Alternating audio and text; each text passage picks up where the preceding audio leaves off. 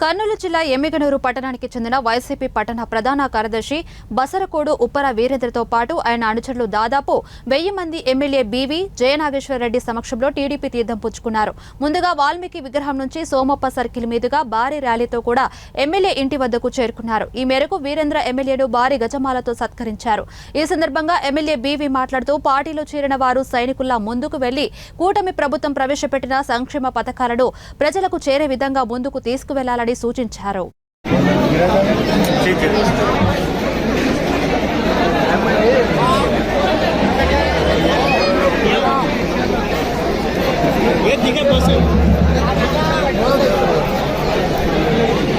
గజమాలతో సన్మానిస్తున్నారు చంద్రబాబు నాయుడు గారు నాయకత్వం.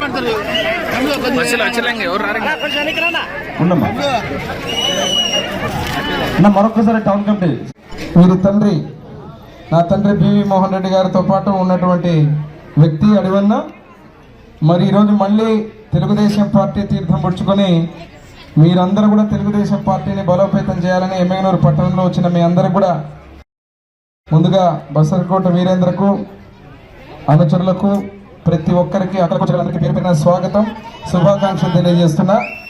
దీంట్లో భాగంగా తాగడానికి నీళ్లు నేను గతంలో ఎలక్షన్ల ముందు మీ అందరికి ఇంటికి వచ్చి నేను చెప్పిపోయినా. ఈమె డ్యాన్స్ కూడా చేసేప్పుడు గుర్తుందో లేదు. నేనేం చెప్తున్నానంటే తల్లి ఒక్క నిమిషం, ఇప్పుడే ప్రెస్ మీట్ పెట్టి లోపల ఒక శుభవార్త చెప్పిన. ఏమిరా అంటే గతంలో మా తండ్రి గారు ఉన్న రోజున 3 పూటలు నీళ్ళు వచ్చాయి. ఎలక్షన్లో కూడా మీకు అదే చెప్పిన, జనాభా పెరిగింది, ఇక్కడ కొత్త స్కీమ్ వస్తే తప్ప మనకు నీళ్లు రావాలి.